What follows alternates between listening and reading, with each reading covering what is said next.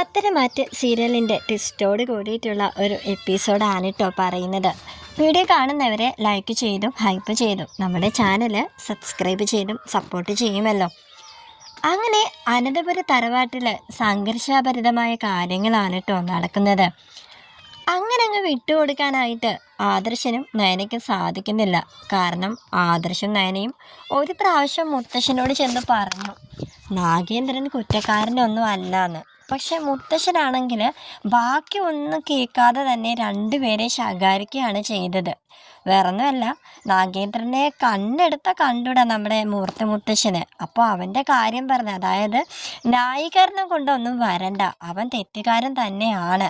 നയനമോൾ ഇപ്പോൾ പ്രഗ്നൻ്റ് അല്ലേ, അതുകൊണ്ട് മോള് ഭാരിച്ച കാര്യങ്ങളൊന്നും തിരക്കണ്ട. അതുപോലെ തന്നെ ആദർശം, നീ ഓണം സീസണൊക്കെ വരികയല്ലേ, അപ്പോൾ നീ ജ്വല്ലറിയുടെ കാര്യങ്ങൾ കൂടുതൽ ശ്രദ്ധിക്കൂ. നീ എന്തിനാ അവൻ്റെ പുറകെ പോകുന്നത് എന്നൊക്കെ പറഞ്ഞ് മുത്തശ്ശൻ ശകാരിച്ചിരുന്നു കേട്ടോ.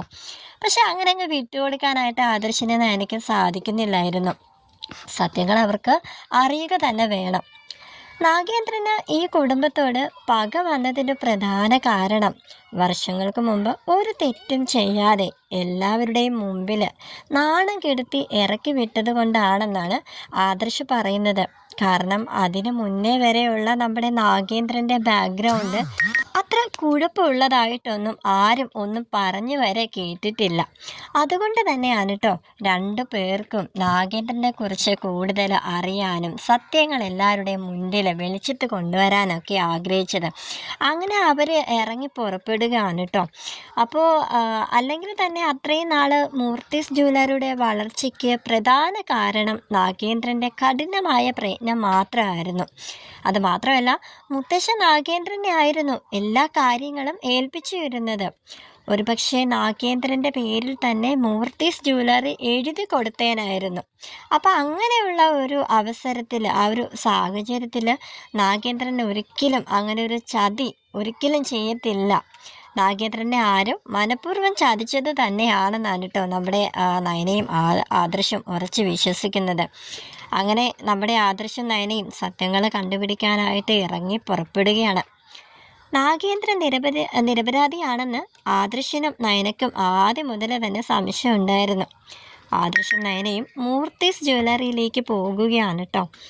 അവിടെ മുത്തശ്ശൻ മുമ്പിരുന്ന ക്യാബിൻ്റെ അടുത്ത് ആരും തുറക്കാത്ത ഒരു പഴയ റെക്കോർഡ് റൂം, അത് അവിടെ ഒന്ന് കയറി പറ്റണം, എന്നാലേ തെളിവുകളൊക്കെ നമുക്ക് കിട്ടുകയുള്ളൂ. അങ്ങനെ നയനയും ആദർശം കൂടെ അങ്ങോട്ടേക്ക് പോവാണ് കേട്ടോ. അപ്പം നയന പുറത്ത് ആരെങ്കിലുമൊക്കെ ഉള്ളിലേക്ക് വരുന്നുണ്ടോ ഇല്ലയോ എന്നൊക്കെ അറിയാനായിട്ട് നയന പുറത്ത് തന്നെ നിൽപ്പുണ്ട്. ആദർശാണ് കേട്ടോ ഉള്ളിലോട്ട് കയറി അവിടെ കയറി തപ്പുന്നത്. അങ്ങനെ കുറേ പൊടി പിടിച്ച ഫയലുകളും ഓരോന്നോരോന്നായിട്ട് അവനിങ്ങനെ പരിശോധിക്കാനായിട്ട് തുടങ്ങുകയാണ്. അങ്ങനെ 24 വർഷം പഴക്കമുള്ള അക്കൗണ്ട് ബുക്കുകളും ബില്ലുകളും രജിസ്റ്ററുകളും ഒക്കെ ആദർശ് ഇങ്ങനെ തപ്പിയെടുത്തുകൊണ്ടിരിക്കുകയാണ് കേട്ടോ. അപ്പോൾ അതിനിടയിൽ മറ്റാരും ശ്രദ്ധിക്കാതെ പോയ ഒരു നിർണായക ഫയല് ആദർശിൻ്റെ കയ്യിൽ കിട്ടുകയാണ്. ആ ഫയല് ഒരുപക്ഷെ നാഗേന്ദ്രൻ തന്നെ സൂക്ഷിച്ചു വെച്ചിട്ടുള്ളതാവുമെന്ന് മനസ്സിലാക്കുന്ന ആദർശ് ആരും കാണാതെ ആ ഒരു ഫയല് മാത്രം കയ്യിൽ വെക്കുകയാണ് കേട്ടോ. നയനെ, നമുക്ക് വേണ്ടതൊക്കെ കിട്ടി, എന്തായാലും നമ്മൾ ഇറങ്ങി പുറപ്പെട്ടത് വെറുതെ ആയില്ലെന്ന് നയനയോട് പറയുകയാണ്. അങ്ങനെ നയന, എന്തായാലും നമുക്ക് വേണ്ട തെളിവുകളൊക്കെ കിട്ടിയല്ലോ, വാ ഇനി ആരും കാണാതെ നമുക്ക് പെട്ടെന്ന് അനന്തപുരിയിലേക്ക് പോകാം ആദർശേട്ടാന്ന് പറയുകയാണേ. അവിടുന്ന് കിട്ടിയ ആ ഒരു പഴയ ഫയല് വീട്ടിൽ വന്നിട്ട് നല്ലോണം പഠിച്ച് മനസ്സിലാക്കുകയാണ് കേട്ടോ. എവിടെയാണ് എന്താണ് തിരിമറി നടന്നിട്ടുള്ളത്, ആരൊക്കെയാണ് ഇതിന് പിന്നിലെന്നെല്ലാം നമ്മുടെ ആദർശ് മനസ്സിലാക്കുകയാണ്. ഇതെല്ലാം കണ്ടുപിടിച്ച് നേരത്തെ തന്നെ അവിടെ വെച്ചിരുന്നത് നാഗേന്ദ്രൻ തന്നെയായിരുന്നു. പക്ഷേ ഈ തെളിവുകളെല്ലാം മുത്തശ്ശൻ്റെ കൈക്കലാക്കുന്നത്, അതായത് മുത്തശ്ശൻ്റെ കൈകളിലേക്ക് കൊടുക്കുന്നതിനെക്കാട്ട് മുന്നേ തന്നെ ചതിയിൽ പെട്ടു പോവുകയായിരുന്നു നാഗേന്ദ്രൻ. അതുകൊണ്ടാണ് ഇത്രയും കാലം അത്രയും ചതിയന്മാരെ അകത്ത് തന്നെ ഒളിച്ചു ഒളിച്ചിരുന്നത്. സത്യങ്ങളൊന്നും പുറത്തോട്ട് വരാതെ നാഗേന്ദ്രൻ കുറ്റക്കാരനായതും മുത്തശ്ശന് നാഗേന്ദ്രൻ ഇറക്കി വിട്ടതൊക്കെ അതുകൊണ്ടായിരുന്നു. ഒരുപക്ഷെ ഈ ഒരു ഫയൽ മുത്തശ്ശൻ്റെ കണ്ണിൽ പെടുമായിരുന്നെങ്കിൽ ഒരുപക്ഷെ ഇങ്ങനെ ഒന്നും നടക്കത്തൊന്നും ഇല്ലായിരുന്നു. ആർക്കും ഈ ചതിയന്മാർക്കൊക്കെ ആണെങ്കിൽ ഇങ്ങനൊരു ഫയൽ ഉണ്ടെന്നുള്ളൊരു കാര്യം പോലും അറിയത്തില്ലായിരുന്നു. ആ ഒരു സ്റ്റോർ റൂമിൽ ഇങ്ങനൊരു ഫയൽ ഏറ്റവും അടിയിൽ ഇങ്ങനെ ഇരിക്കാനുണ്ട്. അപ്പോൾ ഏതോ പഴയ ഫയലുകളൊക്കെ അല്ലേ. അപ്പം ഇങ്ങനെ ഒരു തെളിവ് നാഗേന്ദ്രൻ ബാക്കി വെച്ചിട്ടുണ്ടാവുമെന്ന് ചതിയന്മാരാരും അറിഞ്ഞിരുന്നില്ല. അങ്ങനെ ആ ഒരു ട്വിസ്റ്റ് അറിയുകയാണ് കേട്ടോ.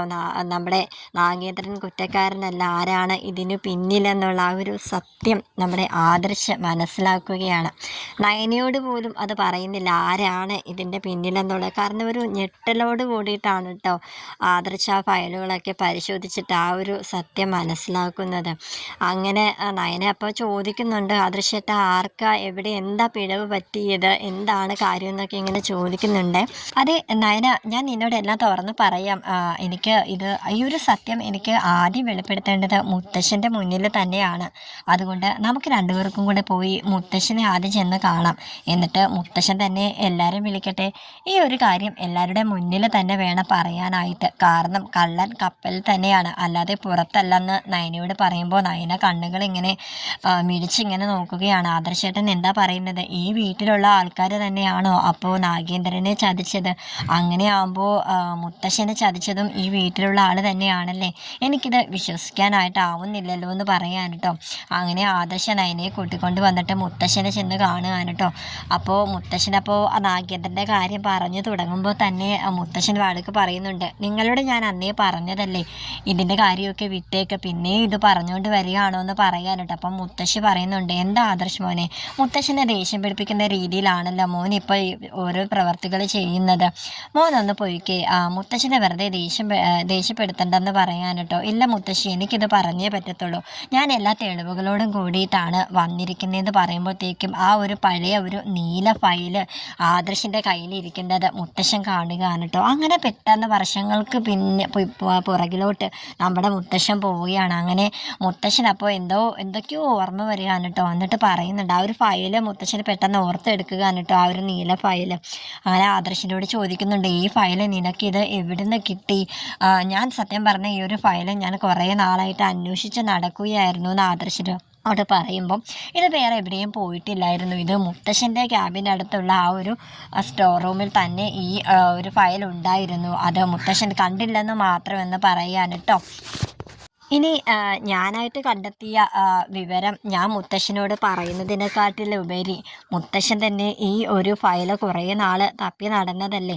അതുകൊണ്ട് മുത്തശ്ശൻ തന്നെ ഈ ഒരു ഫയൽ ചെക്ക് ചെയ്തിട്ട് മനസ്സിലാക്കൂ എന്താണ് കാര്യം എന്നുള്ള സത്യാവസ്ഥ. അപ്പോൾ മുത്തശ്ശനെ മനസ്സിലാകുമെന്ന് ആദർശ് പറയാൻ കേട്ടോ. അങ്ങനെ മുത്തശ്ശൻ ആ ഒരു ഫയൽ വാങ്ങിച്ചിട്ട് എല്ലാ കാര്യങ്ങളും അതിൽ നോക്കുകയാണ് കേട്ടോ. തനിക്ക് എവിടെയാണ് തെറ്റ് പറ്റിയത് എന്നുള്ള കാര്യം ആ ഒരു ബോധ്യം നമ്മുടെ മൂർത്തി മുത്തശ്ശന് വരികയാണ് കേട്ടോ. ഇല്ല, ഞാൻ ആരെയും വെറുതെ വിടാനായിട്ട് പോകുന്നില്ല, ഇപ്പോൾ തന്നെ ഇതിനെപ്പറ്റി ചോദിച്ചാൽ മതിയാകത്തുള്ളൂ എന്ന് പറയുമ്പോഴത്തേക്കും ആദർശ് മുത്തശ്ശനെ തടുക്കുകയാണ് കേട്ടോ. മുത്തശ്ശ, അതിനുള്ള സമയം ആയിട്ടില്ല, ഈ കളി എവിടം വരെ പോകുമെന്ന് നമുക്കൊന്ന് നോക്കാമെന്ന് ആദർശ് പറയാൻ കേട്ടോ. അപ്പം മുത്തശ്ശൻ, നീ ഇതെന്തൊക്കെയാണ് പറയുന്നത്? ഇത്രയും വർഷം ഈ കള്ളന്മാർ ഇതുവരെ ചെയ്തു കൂട്ടിയതൊക്കെ പോരാഞ്ഞിട്ടാണോ നീ ഇനിയും അവരെ ന്യായീകരിക്കുവാണോ നീ ഇനി പറയുന്നതെന്ന് പറയാൻ കേട്ടോ. ഒരിക്കലും അല്ല മുത്തശ്ശ, ഇനി നമുക്ക് കളി വേറൊരു രീതിയിൽ കൊണ്ടുപോകാം. അവർ പോലും അറിയാതെ ഇനി അവരുടെ നീക്കങ്ങളൊക്കെ നമുക്ക് ഒരു തെളിവുകൾ തന്നെ ആക്കണം. ഇപ്പോൾ നാഗേന്ദ്രൻ സൂക്ഷിച്ചു വെച്ച തെളിവുകൾ മാത്രമാണ് നമ്മുടെ കയ്യിലുള്ളത്, അതും 10-24 വർഷം മുമ്പുള്ള തെളിവുകൾ മാത്രം. ഇനി നമുക്ക് കൂടുതൽ തെളിവുകളൊക്കെ കിട്ടണമെന്നുണ്ടെങ്കിൽ നമുക്ക് ഇപ്പോൾ കിട്ടിയ ആ വലിയ രഹസ്യം നമ്മൾ പുറത്തു വിടാതിരിക്കുന്നതാണ് നല്ലത്. അതുകൊണ്ട് തന്നെ ഈ ഒരു കാര്യം നമ്മൾ ഇത്രയും പേരല്ലാതെ ആരും വേറെ അറിയണ്ട.